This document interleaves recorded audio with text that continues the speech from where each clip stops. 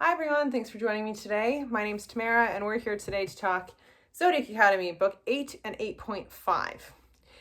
Now we know we're in better spirits since book 7 ended. I feel like book 8 and 8.5, there were some scenes in here that I was just pleasantly happy with, in the sense I just didn't think I would like this book as much as I did, but there was some really great parts that we're going to talk about for sure. I did give this set of both books a 3 out of 5. I rated them together because their timelines ended up, coinciding with each other. So I didn't think it's fair to separate them as separate books in its own right. So we gave them both a 3 out of 5. We'll go on some of the parts that are not that great too, but for the most part, I did enjoy both of these books.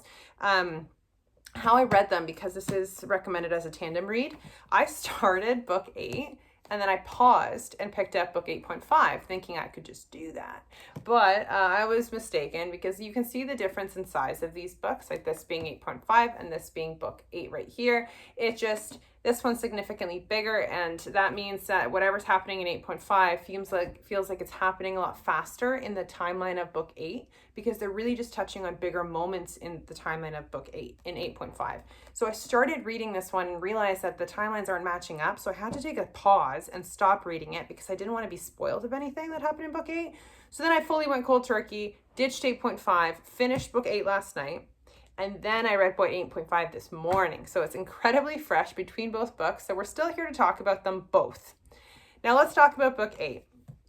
I have to say about this book that the first thing we need to talk about is the parallels. And stay with me here, because I found that by halfway through book 8, I had to take a step back and realize that, wow, they creatively have some parallels in this book that, for me, made this book better because of it. And that's part of why I actually enjoyed it. So let's talk about what I mean here. Book 6 and book 8 is what I'm talking about in terms of parallels. In book 6, Darcy was on her own. She had to develop her own strength without her twin. She had to grow into her own person. She kept herself occupied by making weapons. She forged relationships with the heirs. She had to get by on her own because Tori was held against her will to serve Lionel and the Shadow Princess. In book 8, Darcy is held against her will to serve Lionel and the Shadow Princess. Tori's on her own. Tori has to forge those relationships, find that strength, be her own person without her twin. First parallel. Second parallel, their love interests are parted from them in both those books. So in book 6, Lance is in prison.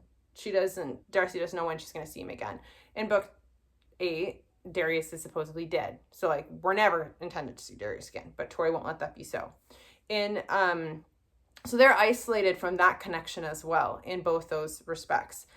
A funny connection that I thought was really entertaining for Lance is that he actually is a victim in both book 6 and book 8 to Lionel and Shadow Princess too. In book 6, he was stuck in that house under house arrest, serving Lionel's needs to find the star. In book 8, he's in a cage because he's serving the Shadow Princess because of the death bond and wanting to free Darcy from that fate. So again, he is a victim in both books, which I think is kind of crazy, but also kind of funny. Last parallel that I'm going to talk about is the fact that in book 6, in Darcy being alone, she kind of developed a bestie relationship with an heir, which was Seth. In book 8, Tori has that same experience, only with Caleb. So they found some ally in the most unlikely of spots, being the heirs, and I thought that was really sentimentally cute. I feel like I loved Seth after book 6 more than ever, because they really gave that time for that specific relationship to grow. And it's the same with Caleb and Tori in this one. And we'll touch on Caleb and Tori a little bit later. But yeah, those are the parallels. I thought that was really interesting and well done in terms of making that connection with the writing. I really enjoyed it. I really did. Now, in terms of book 8, I really was entertained and more involved with Tori's storyline and growth in book 8. And that's why I have to give a warning that I may get more passionate about Tori in this one, just because I feel like book 8 gets a bad rap and they say that Tori doesn't have character development and she's kind of reverting with the same ways. And I have to disagree. I really do. And I think the reason why I enjoy this book so much is because of Tori's growth in this book for me. when you think about it, and I don't mean to directly compare apples to apples with everything Darcy's gone through versus Tori, but in a way, through the beginning of this book series, because Tori has always been the more feisty, more defiant, arguably the most strength in terms of personality, she has had it worse from the beginning. Like from book one, she's had it worse than Darcy, really. And that doesn't, like, it shouldn't surprise anybody that the weight that she's dealt and left with after the contents of book 7 is arguably almost unfair, but she had to deal with it. So in book 7, we ended really bad. We know this. Book 8, she is dealt with the shittiest hand. She not only like lost Darius, like arguably he's dead. So it's not like Lance, who was just like unreachable at the time. Like he is gone from what we're trying to say here. Darius was gone from what we're trying to say. Tori lost her sister. The heirs were still captured. Like she had no immediate comfort from when she was isolated on her own. She had to pick up the pieces from whatever was left of the rebels and whatever her friend group was left with too, and really pick up, rise from the ashes like a powerful phoenix.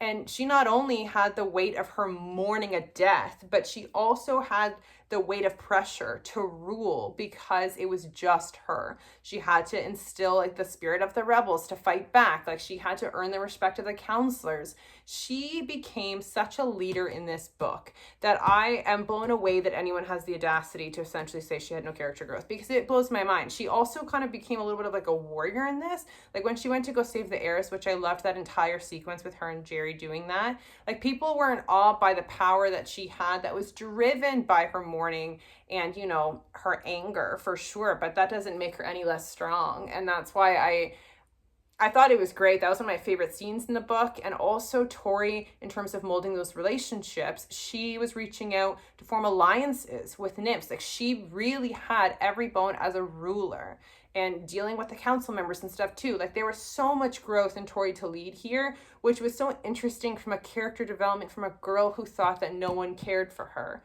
in terms of her opinion, in terms of could ever grow affection or respect for her. Like she had all of this in this book that came full circle for her, which I really did enjoy reading. Now, Darcy and Lance are obviously held captive through most of this book until the last quarter. And as much as I sympathized with their situation, like it sucked. I have to say that like they weren't alone. Like they had each other. You had your mate, and the stars favored them by not letting the Shadow Princess actually do anything sexual to Lance, actually, because I feel like that would have been the worst torture for Darcy to have to witness. And they gave them that silver lining and that grace that Lance just keeps getting tortured physically, like with gashes and whatever, and Darcy has to endure it. But it hits a point where I'm kind of like, you guys have that comfort of having each other immediately with you that you could even like, they literally had sex in their prison cell. Like it felt like they're okay is what I'm trying to say. So because of that, I followed more closely to what Tori and the heirs were going through than Darcy and Lance. And I got a little bit, as bad as this sounds, like it got more repetitive with their storyline because it was just Lance getting tortured, healing him, and again, and again. There was growth with Stella, his mom, in this, obviously, and I really appreciated like that sacrifice and how her storyline came full circle. We love when things come full circle because that just means we're not leaving any loose ends, and I appreciate that. So there was some strength in that, and they obviously learned quite a few things.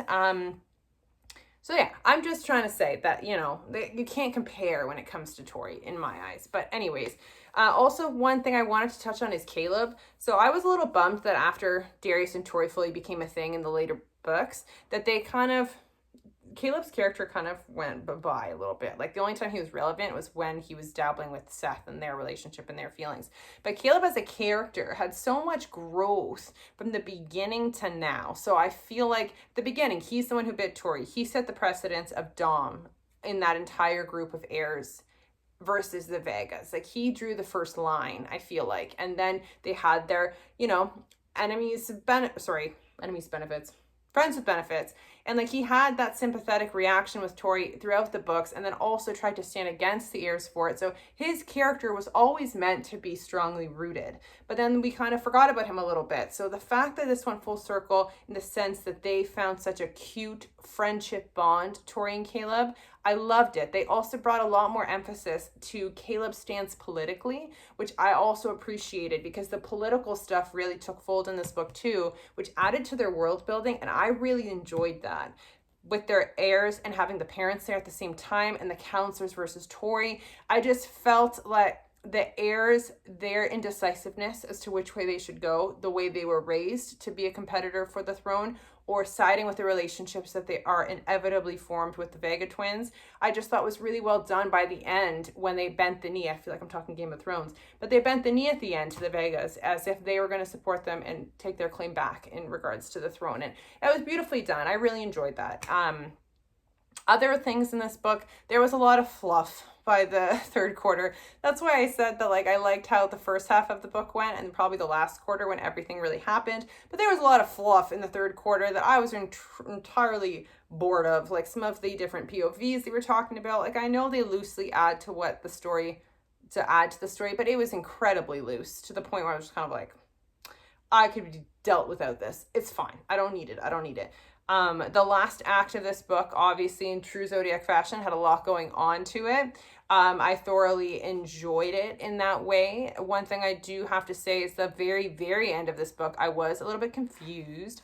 I was confused by what this meant when they freed and broke that curse on the Vega line, when they saw their reflections and then they were kind of stuck behind the mirror. I was like, does this mean that star or whatever took the forms of them and he's gonna go and wreak chaos as them in the real world while they're stuck behind glass?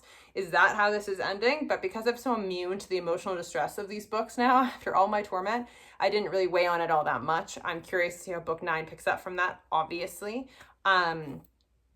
What else? 8.5. 8.5 had a lot of heart. And I will say, from like the distress of everything happening in book 8 and like, you know, the mourning, 8.5 had a lot of heart with a lot of comedic aspects to it, which was a good balance. There were some drawn out parts that I didn't care about, like the stones and all of that. But I loved Darius and the Vega's parents, and then Lance's dad and Clara, and all of these closed off relationships, and like Gabriel's dad too. Like, it was just the undying love that this 8.5 brought into book 8 for me was really special, and I liked reading it. I also, like, again, the comedic aspect between Hale and Darius, just not seeing eye to eye, not being good enough for his daughter. Like, it was just comedic genius, and I loved it. There was a very specific part in this that I actually laughed out loud, and that's never happened so far reading these books. And it's when Darius was forced to watch Caleb and Seth have sex for the first time. That was comedic gold. And I was dying laughing, especially when he called for help and called upon his mother-in-law pretty much to come and save him from watching his friends. And it was so, so funny. And I loved every bit of it. I really did. And then lastly, Darius coming back, that whole journey that Tori went on to like defeat the odds to get him back, as much as it was dragged out, I really enjoyed it because it felt more satisfying when he actually came back. And when he came back, the reaction of the heirs, it was very short because it wasn't what was intended to be the focal point. And I understand that. Like, his impact came back and he bent the knee right away and caused a ripple effect for everyone as well. So like, I obviously going to allude more to his coming back in the book 9, I'd imagine, at the beginning. But I just felt like it closed this book off so well that Darius's impact had that much at the very end. And I loved it. I truly, like I said, I feel like there was more that I liked about this book than disliked, but I can't help the length of this book and how some scenes were so unnecessary that I can't give it any higher than a 3. But like I said, pleasantly enjoyed it. Bittersweet, we're heading towards book 9. I ordered it to come in, I think, in the next 2 days, and we'll pick up from there. But let me know your thoughts. Happy to hear them. Bye for now, guys.